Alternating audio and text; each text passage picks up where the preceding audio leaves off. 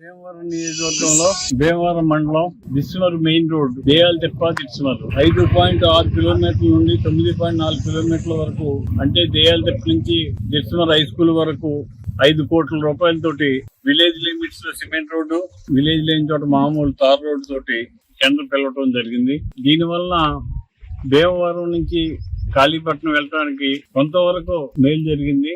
ఇంకా దిస్మర్ నుంచి భీమవరానికి టెండర్ పిలవలసి ఉంది. అది కూడా ప్రపోజల్ పెట్టాం. పుష్కర వర్కుల్లో అది టెండర్ అవ్వచ్చు. అది కూడా అయినట్లయితే కాళీపట్నం నుంచి భీమవరం వరకు గొల్లవంతిప్ప నుంచి అటు ఎలా ఉందో రోడ్డు అలా అదే రోడ్డు ఈ పట్టణం కూడా వస్తుంది. దీనివల్ల ఈ ప్రాంత వాసులందరికీ మేలు జరుగుతుంది.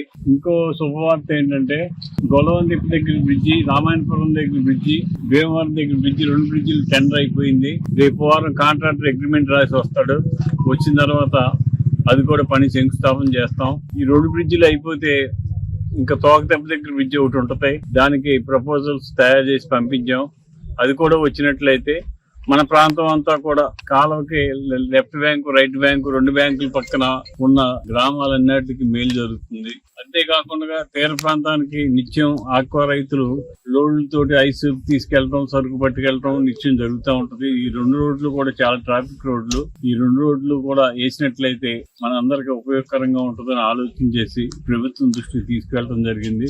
ఎల్విఎన్ పురం అనాకూడేరు వరకు 4 కోట్ల రూపాయలతోటి అది కూడా శంకుస్థాపన చేశాం. ఇది కాంట్రాక్టర్ మారుతి కన్స్ట్రక్షన్స్ రావులపాలెం వారు. వీరు చాలా ఎక్స్పీరియన్స్ ఉన్న కాంట్రాక్టర్. మనకి పనికి ఏం ఇబ్బంది ఉండదు.